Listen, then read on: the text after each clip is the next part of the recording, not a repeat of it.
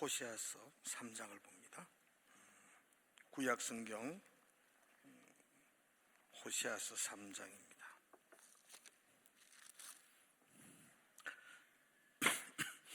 1259페이지에 있습니다. 1절에서 5절까지 말씀입니다.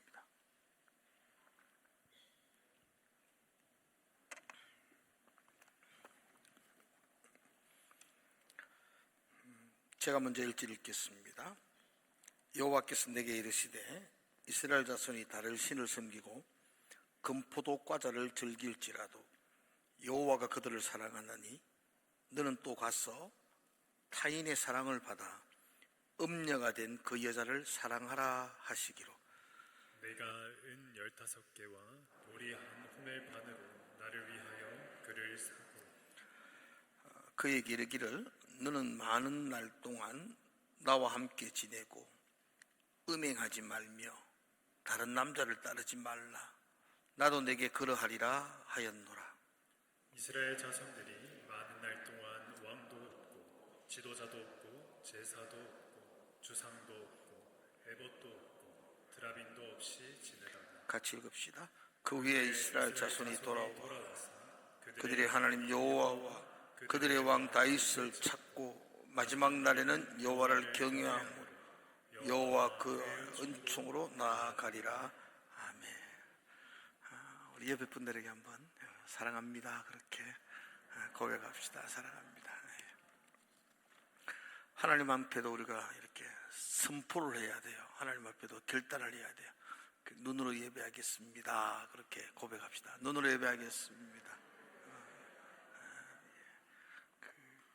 여러분 성경을 이렇게 자세히 보면요, 예배하다가 망한 사람이 굉장히 많습니다.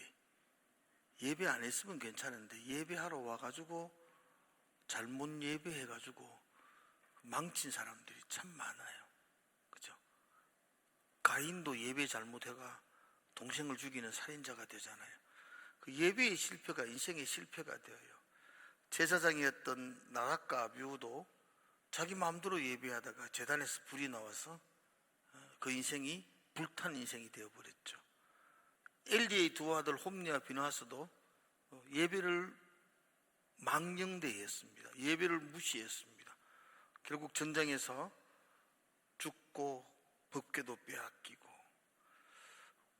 예배하다가 망한 사람이 많아요. 우리는 앉아서 예배했다고 생각하는데 하나님은 그거 예배 아니라고 말할 때가 참 많은 것 같아요. 말라기 선지자서에 보면은 누가 좀 성전 문을 좀 닫아달라. 내가 너희들이 드리는 그 가정한 예배를 내가 도저히 볼 수가 없으니까 좀 예배 못하도록 성전의 문 좀 닫아버리라. 그렇게 말할 정도로. 그죠? 하나님 우리의 예배를 이렇게 주목하고 보신다는 거 기억했으면 좋겠고요. 그래서 여러분들이 드릴 때마다 예배가 예배되게 하는 거, 이보다 더 큰 우리의 과제는 없을 겁니다. 오늘 예배가 되기를 주의 이름으로 축복을 드립니다. 철없는 청소년들은 자주 충동적으로 가출을 하고 싶어 한답니다. 그러니까 실제로 가출을 하는 사람들은 많지 않지만 그래도 10명 중에 7명은 한 번쯤은 가출을 이렇게 생각해 봤다 이렇게 이야기도 합니다. 굉장히 자유로울 것 같습니다. 간섭도 없고 그래서 공부도 안 해도 되고 친구들과 마음껏 놀 수도 있고 그 집을 떠나는 순간에 완전한 자유가 내게 주어지는 것 같습니다. 누구의 잔소리도 듣지 않습니다. 몇 시에 일어나도 괜찮고 몇 시에 돌아도 누가 아무도 말할 사람이 없습니다. 근데 이것이 얼마 지나지 않으면 이게 참 힘듦으로 다가옵니다. 해보셨죠? 해보신 분은 압니다. 이게 일주일만 지나면 엄마 아빠이 그렇게 그립고 그죠? 그 잔소리가 듣고 싶을 때도 있습니다. 나를 기다려주는 가족들이 그리워지기도 하고 내가 잘못할 때도 그 잘못을 품어주는 그 사랑이 그리워집니다. 예전에는 그게 사랑인 줄 몰랐습니다. 간섭이라 생각했었고, 그게 잔소리라 생각했었고, 나를 속박한다고 생각했습니다. 그런데 집을 떠나서 많은 걸 잃어버리고 나면 그게 사랑인 줄 느끼게 됩니다. 사람들은 참 어리석습니다. 다 잃어버리고 나면 그때서야 그게 참 귀했구나 깨닫게 됩니다. 오늘 우리가 계속해서 호시아서를 살펴보고 있습니다. 호시아서 3장은 가정을 버리고 집을 떠나버린 한 여인 고멜의 이야기가 기록되어 있고, 이 고멜의 이야기는 하나님을 떠나버린 이스라엘의 이야기이기도 하고, 또 세상을 향해 달려가고 있는 우리의 이야기이기도 합니다. 그래서 오늘 고멜의 이야기를 나의 이야기, 나의 삶으로 비추어서 이렇게 점검해 보는 시간도 가졌으면 좋겠습니다. 3장을 통해서 우리는 제일 먼저 금포도 과자를 따라가는 이스라엘 백성들의 그 잘못을 발견하게 됩니다. 3절 1절을 한번 보시죠. 3장 1절 한번 같이 한번 1절 한번 읽어보면 좋겠습니다. 1절 우리 한번 읽어보겠습니다. 시작. 여호와께서 내게 이르시되 이스라엘 자손이 다른 신을 섬기고 금포도 과자를 즐길지라도 여호와가 그들을 사랑하느니 너는 또 가서 타인의 사랑을 받아 음녀가 된 그 여자를 사랑하라 하시기로. 아멘. 3장 1장에서는 하나님이 호시아 선지자에게 너는 가서 타인의 사랑을 받아, 이게 불륜이지 않습니까? 남편 아닌 다른 사람의 사랑을 받아 음녀가 된 그를 사랑하라, 이렇게 말씀하고 있습니다. 호시아에게 임했던 하나님의 첫 번째 말씀은 1장에서 음란한 여인 고멜을 아내로 맞이하라는 말씀이었습니다. 그리고 그 고멜을 통해서 자녀를 놓을 때에 하나님은 그 자녀의 이름을 하나하나 알려주셨습니다. 이스라엘, 그 심판을 상징하는 이름이라고 그랬죠. 로루하마, 긍휼히 여기지 않겠다. 로암미, 내 백성 아니다. 그 자녀의 이름을 상징적으로 붙여주시면서 하나님을 떠난 그 백성들을 향한 하나님의 안타까운 마음과 내가 심판해서 그를 돌이키겠다는 하나님의 의지와 결단을 보여주었습니다. 3장 1절에 보면 이 부분을 이렇게 이야기하죠. 이스라엘 자손이 다른 신을 섬기고 금포도 과자를 즐길지라도 라고 말합니다. 그들은 다른 신을 섬겼습니다. 하나님의 아내가 되었음에도 불구하고 다른 신을 섬겼습니다. 그리고 여기는 금포도 과자를 즐겨하고 이렇게 말합니다.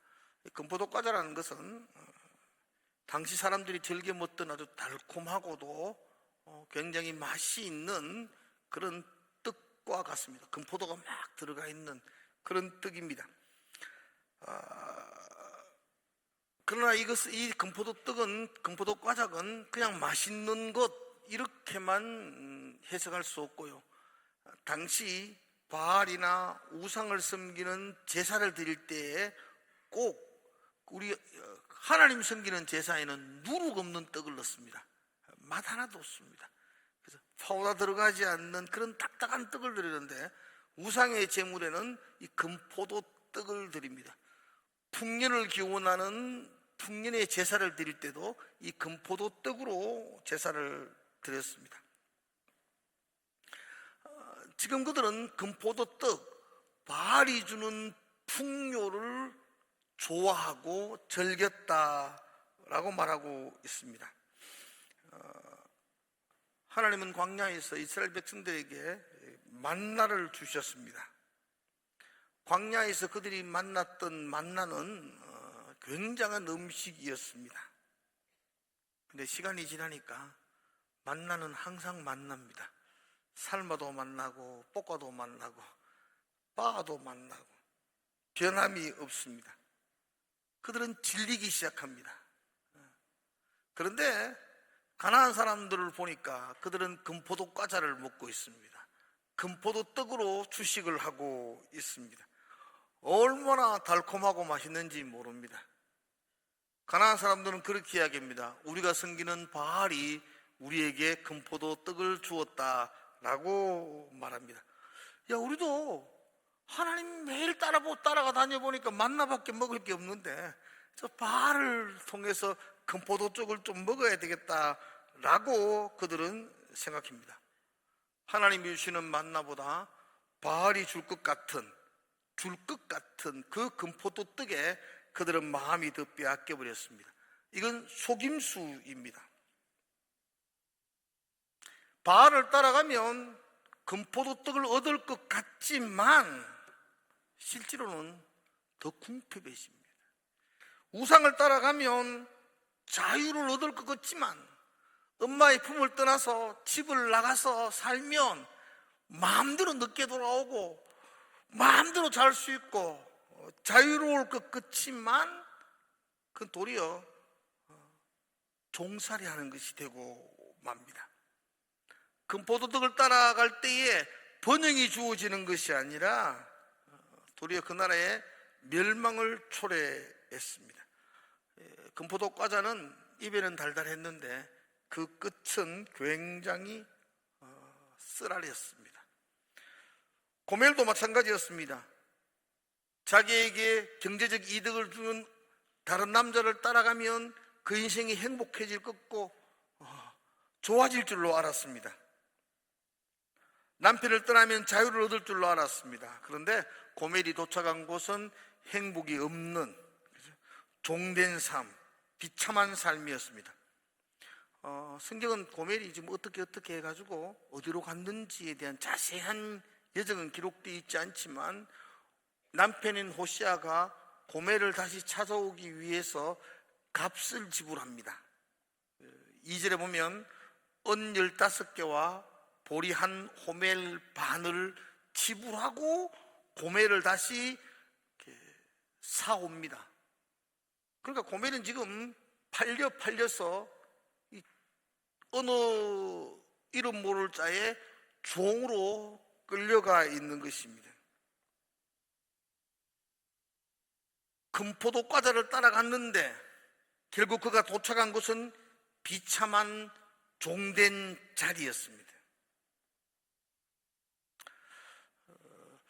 이 땅을 살아가는 우리는 우리가 따라가고 있는, 우리가 추구하고 있는, 우리가 목표하고 있는, 우리가 바라보고 있는 금포도 과자가 무엇이라고 생각하십니까? 혹시 여러분들에게도 가슴 한쪽 나의 중요한 곳, 깊은 곳에 금포도 과자 하나 보관하고 살고 있지는 않습니까? 어떤 사람에게는 경제적인 것들이 내게 금포도 떡이 될 수도 있습니다. 어떤 사람은 성공이 그에게 금포도 과자입니다. 성공을 위해서 부린 듯 달려갑니다. 어떤 사람에게는 사람들의 인정을 받는 것, 또 쾌락이 금포도 과자일 수도 있습니다. 여러분, 이런 경제적인 거, 성공하는 거, 쾌락하는 거, 이런 것들을 우리가 싸잡아서 이 자체를 죄라고 정죄할 수는 없습니다. 문제는 우리가 그것들만을 목표로 살아가고 있을 때 이것은 우리에게 금포도 과자가 되는 겁니다. 돈이 죄라고 보면 안 됩니다. 성공이 죄가 아닙니다. 근데 내 삶의 모든 목적이 돈에만, 성공에만, 사람들에게 인정받는 것에만, 명예를 추구하는 것에만 집중되어져 있다면 어쩌면 그건 여러분 지위나 경제나 또 건강은 하나님 우리에게 축복이거든요. 근데 우리가 그 축복에만 매여 집착해 있으면 하나님이 주신 것을 우리는 금포도 과자로 만들어버리는 것과 같습니다. 이해가 되십니까? 하나님이 주신 축복을 축복으로 여기며 인생을 사는 것이 아니고 그 축복이 도리어 내 삶의 목적이 되어버려서 그것이 금포도 과자가 되어버렸다는 거죠. 나는 그러지 않았으면 참 좋겠습니다. 하나님 우리에게 누리라고 주신 것들이 그것이 하나님의 은혜로 우리 가운데 남아 있었으면 참 좋겠습니다. 그러기 위해서는 저와 여러분들의 마음 깊은 곳에 하나님으로 만족하는 그 기쁜 마음이 있어야 됩니다. 주님 한 분만으로 나는 만족해라는 고백이 우리에게 있어야 됩니다. 예배가 나의 삶의 우선순위의 자리에 내 삶이 있어야 됩니다. 다른 것도 중요한 것도 많죠. 근데 내가 기도하는 시간을 띄워놓고 하나님 앞에 말씀을 붙들고 살아가는 결단들이 내 속에 있고 예배가 내 삶의 중심이 되고 이것이 바로 주님 한 분만으로 주님이 주시는 만나로 나는 만족하며 살겠다는 고백입니다. 세상은 우리에게 말합니다. 금포도 과자가 얼마나 달콤한지 모른다. 한번 먹어봐라. 얼마나 행복한지 모른다라고 우리에게 말합니다. 이것이 우리를 얼마나 편리하게 해주는지, 얼마나 행복하게 해주는지 한번 누려봐라고 이야기하기도 합니다. 그러나 여러분, 그 금포도 과자를 따라가는 그 걸음의 마지막은 비참한 종된 자리입니다. 세상이 약속하고 있는 그 풍요의 마지막 끝은 공허함입니다. 죄는 우리에게 처음부터 쇠사슬을 보여주지 않습니다. 죄는 우리에게 먼저 금포도 떡을 던져줍니다. 달콤함을 주고 우리를 따라오게 합니다. 그리고는 우리 양손에 쇠수갑을 채워버립니다. 처음에는 내가 죄를 선택하고 취했다고 생각합니다.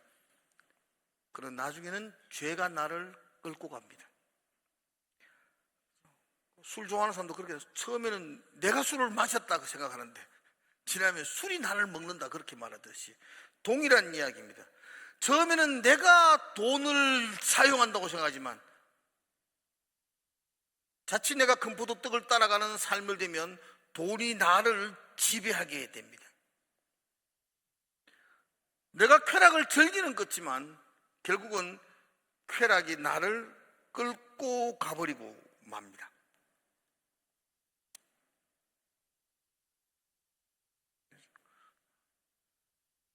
내가 세상에 끌려가는 세상의 종이 되어버리고 맙니다. 그러므로 그 금포도 과자를 따라갔던 그 삶의 끝은 절망이고 공허함이고 죽음입니다.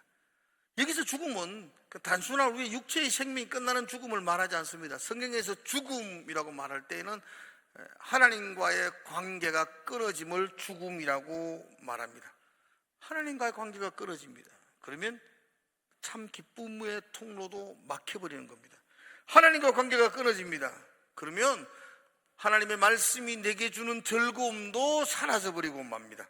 하나님과의 관계가 끊어지면 하나님에서 누렸던 평안도 다 잃어버리고 맙니다. 이걸 죽음이라고 말합니다. 그러므로 저와 여러분들이 오늘 이렇게 예배하면서 우리 스스로에게 물어보아야 합니다. 나는 지금 무엇을 따라가고 있는가? 내 마음을 지금 설레게 하는 게 뭔지, 내가 무엇을 위해서 내 삶의 목적을 어디에 두고 내가 달려가고 있는지, 혹시나 내가 고멜과 이스라엘처럼 금포도 과자에 취해서 살아가고 있지 않는가를 점검해 보아야만 합니다. 고멜은 그랬고 이스라엘 백성들도 그러했다는 것입니다. 그런데 이제 본문의 말씀을 좀 더 깊이 보면 하나님의 한없는 사랑이 기록되어져 있습니다. 1절은 계속 보면 정말 기가 막힌 이야기를 합니다. 이스라엘 자손이 다른 신을 섬기고 금포도 과자를 즐길지라도 여호와가 뭐라고 이야기하죠? 그들을 사랑하나니 이렇게 말합니다. 하나님이 사랑한다고 말씀하고 있습니다. 이스라엘이 하나님을 사랑한다 이런 말이 아니고요, 하나님이 그들을 사랑한다고 말씀하고 있습니다. 이스라엘이 하나님께로 돌아왔기 때문에 하나님이 그들을 사랑한다고 말하는 것이 아니고요, 여전히 그들은 금포도떡을 쫓아가고 있고 다른 신을 섬기고 있음에도 불구하고 내가 그들을 사랑한다 라고 말씀하고 있어요. 이게 복음입니다. 복음은 거창한 게 아니에요. 예수 믿는다는 게 거창한 게 아니라고요. 복음은요, 내가 먼저 하나님을 찾아간 것이 아니고요, 내가 먼저 하나님을 사랑한 것이 아니고 하나님께서 나를 찾아온 것이고 하나님께서 나를 사랑한 것입니다. 우리가 정신을 차려가지고 하나님께로 돌아간 것이 아니고 여전히 우리가 금포도떡을 쫓아가고 있는 그 삶 속에 있을 때에 하나님 우리를 찾아오셔서 우리를 만지시고 정신 차리도록 인도해 주셨다는 것이죠. 우리는 죄 가운데 빠져서 하나님을 찾을 생각조차도 못했던 사람들이었습니다. 고멜은 남편에게 돌아갈 마음조차도 꿈꾸지도 못했습니다. 그런데 하나님께서 호시아에게 말씀하시기를 그 여자를 사랑하라 그렇게 말씀하고 있습니다. 고멜이 사랑받을 만한 어떤 행동을 한 것이 아니라 여전히 그는 음란한 삶을 살고 있는데 하나님은 그럼에도 불구하고 그 여자를 사랑하라 그렇게 말씀합니다. 너 힘들고 어렵지만 저기 가서 너의 옛날 아내인 고멜을 그냥 데리고 와서 다시 살아라 이런 게 아니고요, 네가 가서 사랑하라는 겁니다. 그냥 데려오라는 게 아니고 네가 그냥 사랑해라. 그 여자를 사랑할 수 없는 존재인데 사랑하라는 겁니다. 너 왜 그랬어라고 따지고 싶은데 그렇게 하지 말고 그냥 사랑해 주라는 겁니다. 끌고 가서 골목에서 사람들에게 창피를 주고 싶은데 근데 하나님은 사랑하라고 말합니다. 정죄하지 말고 너는 다시 사랑하라고 말합니다. 이게 하나님 아버지의 마음입니다.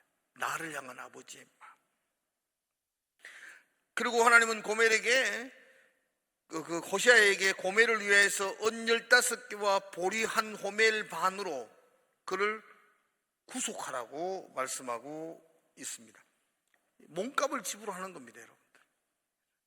여기 은 15개, 15세겔과 보리 한 호멜 반은 이게 이제 시가로 치면은 은 30세겔 정도가 되고, 이 은 30세겔은 일반적인 노예 한 사람의 몸값이라고 여겨집니다. 정상적인 아내였는데 그거 어떻게 흘러가서 다른 사람의 노예가 되어 있습니다. 근데 그 돈을 지불하고, 네가 지불하고 데리고 와서 사랑하라는 것입니다. 고멜은 자기 힘으로 남편에게 돌아갈 능력이 없습니다. 그 종된 자리를 떨쳐버릴 힘이 그에게 없습니다. 하나님께서 값을 지불하라고 말합니다. 스스로 지불할 수가 없는데 하나님이 지불하라고 이야기하시죠. 그래서 구속을 받는 겁니다. 우리도 마찬가지 아닙니까? 죄에 대한 대가, 죄에 대한 비용을 우리는 지불할 능력이 없어요. 나도 내 주머니에 있는 돈 가지고 내 죄값을 지불하고 당당하고 떳떳하게 자유인이 되고 싶습니다. 그런데 나는 그걸 지불할 능력이 없다고요. 내가 아무리 선한 일을 한다고 해서 나의 죄의 허물이 사해지는 것 아니지 않습니까? 내가 아무리 교회 안에서 봉사와 헌신을 열심히 한다고 해서 그 봉사와 헌신이 내 죄를 사해주는 것도 아니지 않습니까?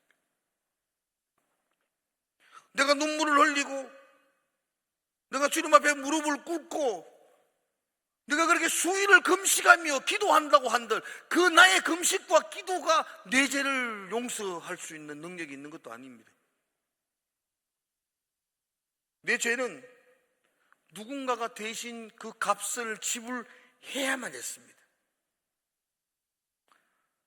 베드로 사도는 이 부분에서 이렇게 말했죠. 은과 금같이 없어질 것으로는 구속할 수 있는 게 아니고 흠없고 점없는 어린 양 같은 그리스도의 보배로운 피로 우리가 구속되었다고 말하죠. 은과 금으로는 우리의 죄의 대가를 지불할 수 없다는 겁니다. 흠없고 점없는 예수 그리스도 보배로운 그 피만이 우리를 정결케 했다고 말씀하고 있습니다. 그래서 하나님께서는 우리를 구속하기 위해서 자기 아들의 생명을 지불하셨습니다. 그게 십자가입니다. 여러분, 십자가는요, 하나님께서 우리 죄를 가볍게 여기지 않는다는 증거입니다. 우리 죄를 가볍게 여기면 그 아들의 생명으로 지불하지 않습니다.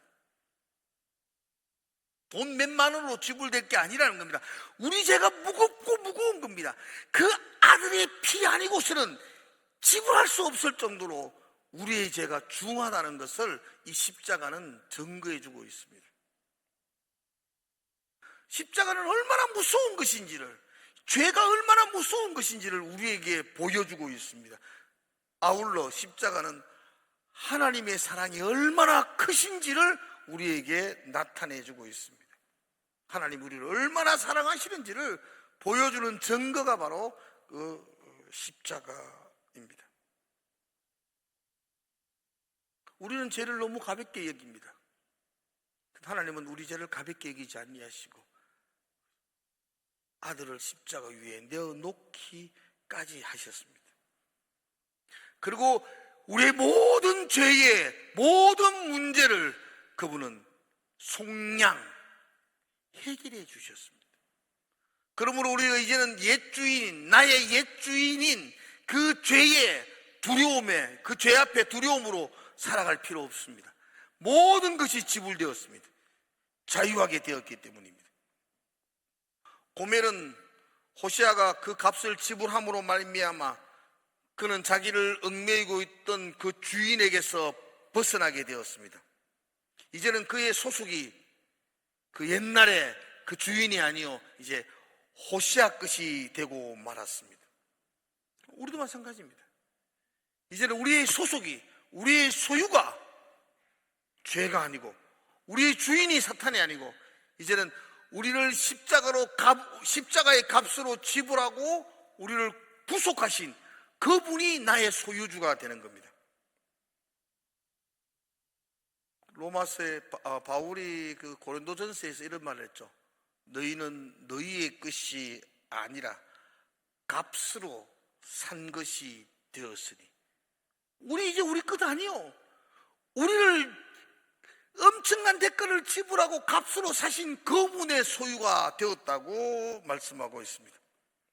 이제 우리는 세상에 속한 사람도 아니고 이제 우리는 죄의 종도 아닙니다. 이제 우리는 예수 그리스도의 소유입니다. 그러므로 여러분들은 이제 세상의 달콤한 유혹이 우리에게 속삭일 때에 여러분들은 담대하게 외치셔야 됩니다. 나는 그리스도의 것이다. 주님께서 핏값으로 나를 구속하셨다. 이제 나는 죄의 종이 아니다. 다시 옛날의 죄의 종으로 돌아갈 수 없다라고 여러분들은 외치셔야 합니다.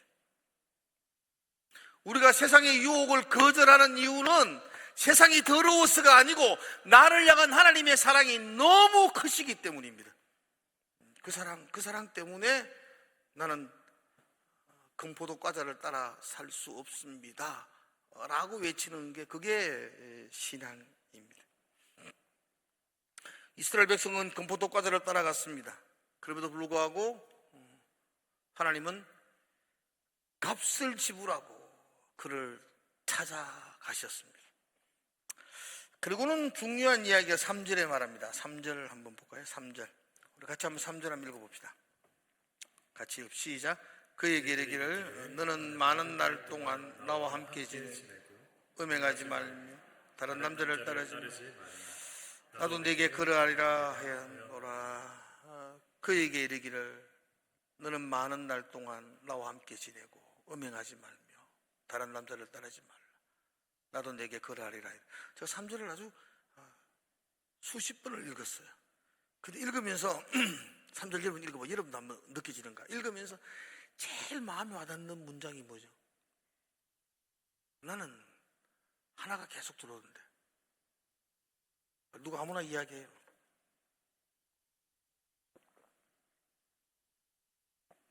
다 다를 수 있죠. 여러분들에게 제일 가슴에 콕 와닿는 문장이 뭐죠? 내가 말할게. 나는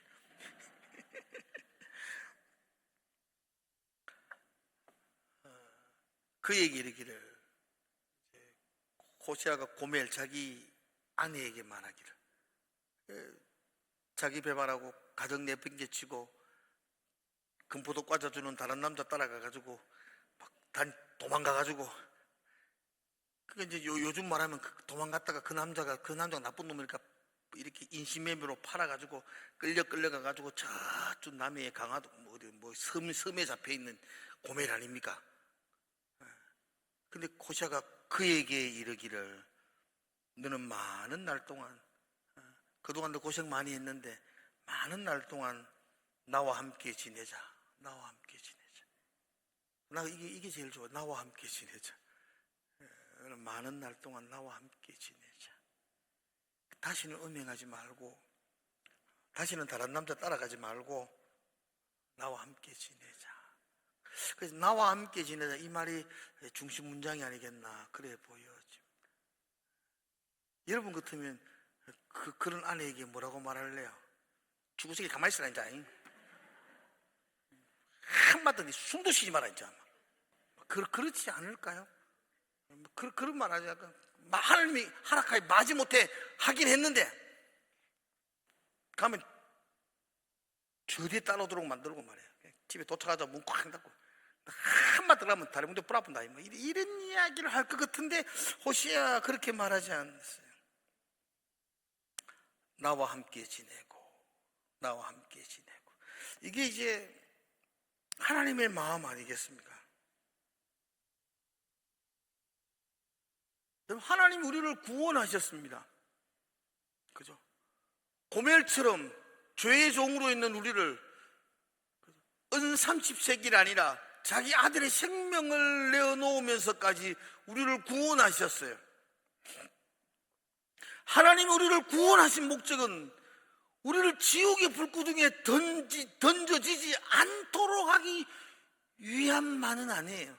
그것 때문에 구원한 게 아니고요. 하나님 우리를 구원한 것인 목적은 내하고 함께 있자. 나와 함께 있자. 하나님 우리에게 하시는 말씀이잖아요. 너는 많은 날 동안 나와 함께 있자. 나와 함께 있자.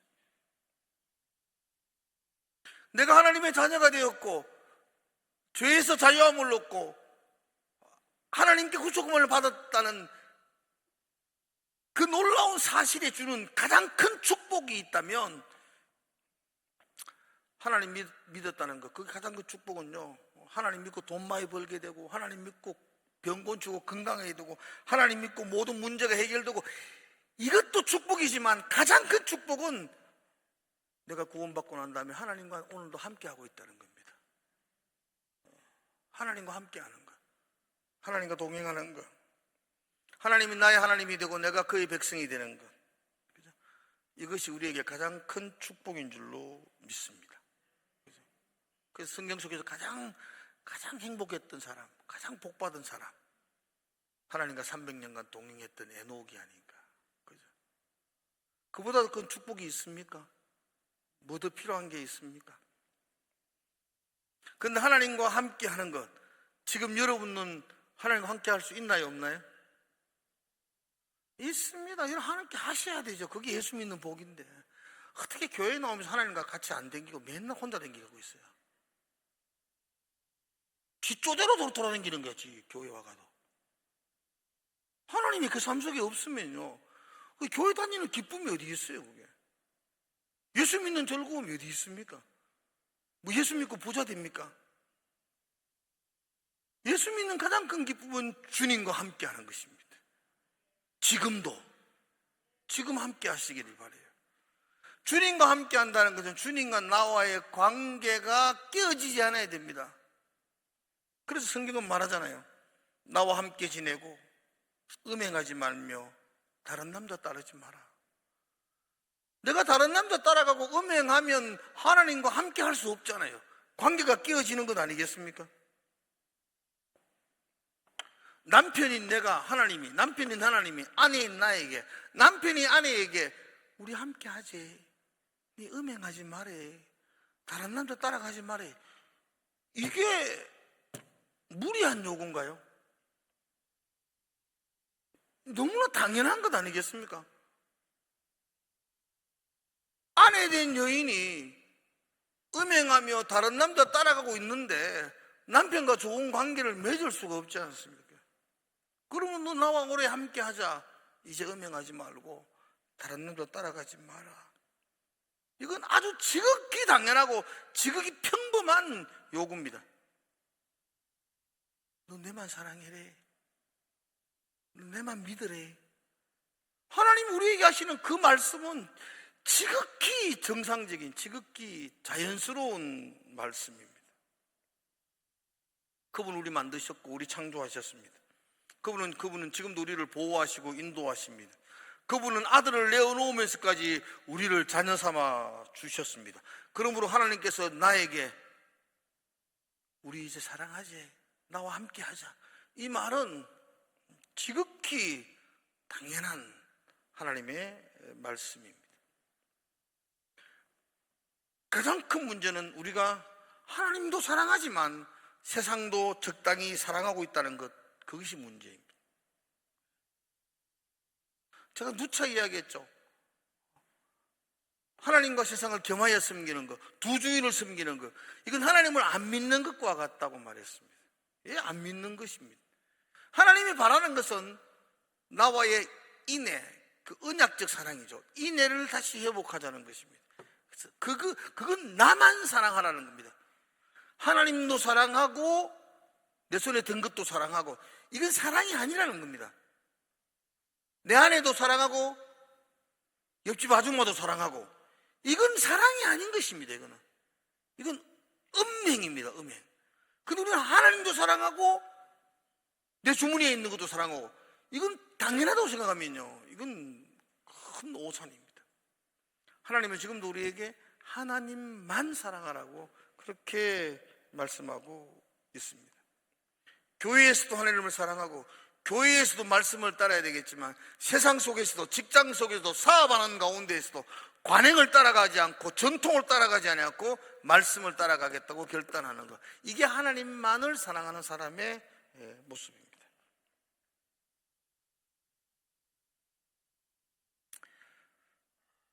하나님만 사랑한다는 것은 힘든 일이 아닙니다. 여러분, 하나님만 사랑하는 게 힘들까요? 하나님과 세상을 겸하여 양다리를 거치고 사는 게 힘들까요? 안 해보셔서 잘 모르겠죠. 남자분들도 혹시나 뭐 얘기는 없을 줄로 알지만 아내만 사랑하는 게 힘들까요? 아내도 사랑하고 옆집 나제도 사랑하고 바람 피는 게 힘들까요? 바람 피는 게 100번 힘듭니다. 얼마나 많은 에너지가 필요한지 모릅니다. 왜 웃어요? 해봤어요?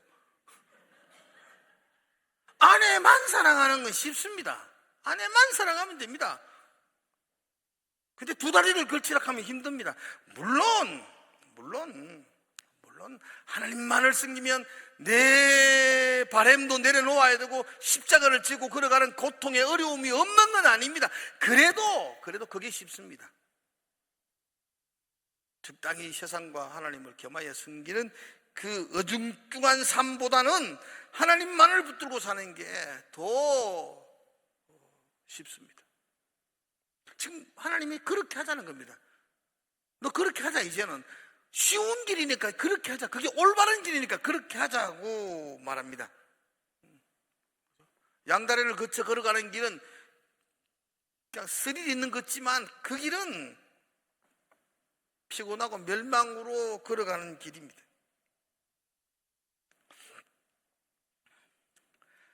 하나님이 지금 우리에게 나와 함께 지내자 그렇게 말씀하시는 것을 오늘 밤에 가슴에 담았으면 좋겠습니다. 그리고 이제 4절에 보면 이렇게 이야기합니다. 4절 우리 한번 읽어볼까요? 4절 같이 한번 읽어 시작. 이스라엘 자손들이 많은 날 동안 왕도 없고 지도자도 없고 제사도 없고 주상도 없고 에봇도 없고 드라빔도 없이 지내다가 그들이 금포도 떡을 따라갔을 때에 많은 날 동안 이렇게 표현하죠. 그들이 금포도 떡을 따라가고 막 이래서 뭔가를 많이 가지고 있는 줄 알았는데 결국은 돌아보니까 그들이 금포도 떡을 쫓아감으로 말미암아 지난 많은 날 동안 없다. 왕도 없고 지도도 없고 제사도 없고 주상도 없고 에봇도 없고 드라빔도 없고 다 잃어버렸다. 다 없다는 겁니다. 모든 것들이 내 삶을 평안으로 인도해 줄 수 없었다. 나는 모든 걸 잃어버리고 빈털터리가 되었다라고 말합니다. 하나님을 떠나면 더 많은 것들을 가질 줄 알았고, 그죠? 그 금포도 과자를 주는 그 남자를 따라가면 더 행복한 내일이 펼쳐질 줄 알았는데 결국은 다 잃어버렸다. 없다. 아무것도 없다. 그렇게 오랜 날을 지내게 되었다라고 말합니다.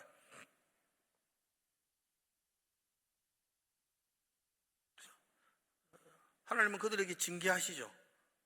모든 걸 뺏어가는 징계를 하셨죠. 그렇게 징계하시는 것은 그들을 망하게 하려는 것이 아니고 금포도 과자를 따라가는 삶이 얼마나 흠망한 삶이며 지금이라도 속히 하나님께로 돌아와야 한다는 걸 가르쳐 주기 위한 징계입니다. 너 봐라, 아무것도 없잖아. 다 잃어버렸잖아. 네가 금포도 과자를 따라갔던 그 삶이 아무것도 없는 허무한 삶이 아닌가. 그 이야기를 지금 이야기하면서 다시 하나님께 돌아오라고 말씀하고 있습니다. 그리고 5절의 마지막으로 그렇게 이야기하죠. 그 후에 다 잃어버리고 난 후에 그 후에 이스라엘 자손이 돌아와서 그들이 이제 빈털터리가 되어서 돌아옵니다. 왜 사람들은 이렇게 다 빈털터리 돼야만 돌아오는지 모르겠어요. 돌아옵니다. 그들의 하나님 여호와와 그들의 왕 다윗을 찾고 하나님을 찾고 다윗을 찾고 마지막 날에는 여호와를 경외함으로 여호와와 그의 은총으로 나아가리라. 다 잃어버리고 그 후에 그들이 다시 돌아와서 하나님과 다윗 왕을 찾고 있습니다. 근데 다윗 왕이라는 말이 좀 이상한 게요. 지금 이 호세아가 이 말을 하고 있을 때 다윗은 벌써 오래전에 실체 다윗은 없잖아요. 그죠? 이 역사적으로 보면은. 그러므로 여기 다윗은 그냥 단순한 다윗이 아니죠. 하나님을 찾고 다윗을 찾고 다윗의 후손 그 속에서 나서 우리의 구원자가 되실 예수 그리스도 다 잃어버리고 다 사라지고 난 다음에 빈손으로 그들이 하나님께로 돌아오고 주 예수 그리스도로 돌아와서 그죠? 하나님을 찾는다. 그렇게 고백하고 있습니다. 자, 우리 오늘 이제 말씀을 끝에 한번 정리를 해봅시다. 수요일에는 처음 오는 사람들이 아니고 오래된 분들이 다 오시기 때문에 그래서 말씀을 제가 그냥 이렇게 던져도 여러분 알아서 다 정리해서 다 들으실 줄 압니다. 오늘 말씀을 여러분의 가슴 속에 이렇게 좀 들었으면 좋겠습니다. 어찌 우리의 삶이 금포도 과자를 따라가는 그런 삶이었잖아요. 우리의 삶이. 이스라엘의 삶이 고멜의 삶이 또 우리의 삶이라고 말합니다. 세상의 달콤함 때문에 하나님과 점점 멀어지고도 또 멀어지면서도 멀어진 줄로 잘 모르고 그것이 바로 우리의 삶이었죠. 여러분 저와 여러분 하나님과 멀어지고 있다는 그 증거가 하나님 안에서 기쁨을 잃어버리는 겁니다. 예배가 그렇게 행복하지 않는 거죠. 말씀 읽는 게 그렇게 행복하지 않는 겁니다. 재밌지 않는 겁니다. 성경이 재밌어요? 여전히 아직까지 그래도 좀 살아있네. 이제 성경 보면 미치겠지. 똑같은 말 같고 이게 멀어져 갔다는 겁니다. 금포도 과자를 따라가고 있다는 겁니다. 하나님과의 관계가 깨어져서 점점 멀어져 가고 있다는 겁니다. 신앙의 열정도 점점 식어지고 있습니다. 이런 우리에게 하나님은 다시 말씀합니다. 내가 너를 사랑한다. 내가 너를 사랑한다. 내가 너에게 값을 지불하고 은 30의 길을 지불하고 내가 너를 다시 데리고 와서 내가 사랑하리라. 다시 사랑하리라. 그리고 마지막으로 당부합니다. 이제 나와 오래 함께 있자. 이제 나와 오래 함께 있자. 사랑하는 성도 여러분들, 그 주님이 우리를 찾아오셨습니다. 그리고 우리를 구속하기 위해서 대가도 지불하셨습니다. 그리고 그 주님이 우리에게 나와 오랫동안 함께 하자라고 말씀하고 있습니다. 그 마태복음에 보면 모래 위에 지은 집과 반석 위에 지은 집에 대한 이야기가 나옵니다. 반석 위에 하나님과 함께 지은 집이죠. 그런데 그 반석 위에도 지은 집에도 비가 옵니다. 반석 위에 지은 집에도 바람이 불고요, 홍수가 나고요. 반석 위에 지은 집인데 햇빛만 내리쬐야 되는 것 아닌가요? 라고 말할 수 있지만 아니요, 그 반석 위에도 비가 오고 바람 불고 홍수가 나고 그래도 걱정 없는 것이 하나님이 함께하고 있다는 겁니다. 전에는 금포도 떡을 쫓아가면서 그 달콤함에 취해서 어쩌면 죄의 종된 삶 가운데 살았던 우리였지 몰라도, 그래도 그런 우리라도 하나님께서 내가 아직도 너를 사랑한다, 그렇게 말씀하고 있습니다. 우리가 사랑받을 만한 자격이 있은 것이 아닌데 그럼에도 불구하고 내가 먼저 돌아와서 예쁜 짓을 한 것도 아닌데 그런데도 불구하고 주님은 나를 사랑한다고 말씀합니다. 그리고 이제 주님께서 우리에게 이제 앞으로 나와 함께 지내자라고 말씀하고 있습니다. 주님과 함께하는 그 기쁨, 그 평안이 여러분에게 가득하기를 축원합니다. 예수 믿는다는 거, 그게 어떤 뭐 부적 하나 가슴에 안고 사랑하는 것이라고 착각하면 안 됩니다. 예수 믿는다는 것이 예수 이름 십자가 목걸이 붙들고 이 목걸이가 날 지켜줄 거라는 그런 생각으로 사는 게 예수 믿는 게 아닙니다. 이거 없어도 됩니다. 예수 믿는다는 것은 지금 이 순간에 이곳에서 주님과 함께 하는 겁니다. 주님과 손잡고 동행하는 겁니다. 때로는 비가 올 것이고 바람이 불고 태풍도 일 것입니다. 홍수가 나기도 할 겁니다. 그래도 불구하고 주님이 나와 함께 하십니다. 그러면 든든할 줄로 믿습니다. 그 주님이 여전히 지금 우리를 사랑하시고 나와 함께하자, 오랜 시간 함께하자 말씀합니다. 이 말씀이 오늘 예배하는 저와 여러분들에게 힘이 되고 기도의 제목이 되기를 주의 이름으로 축복을 드립니다.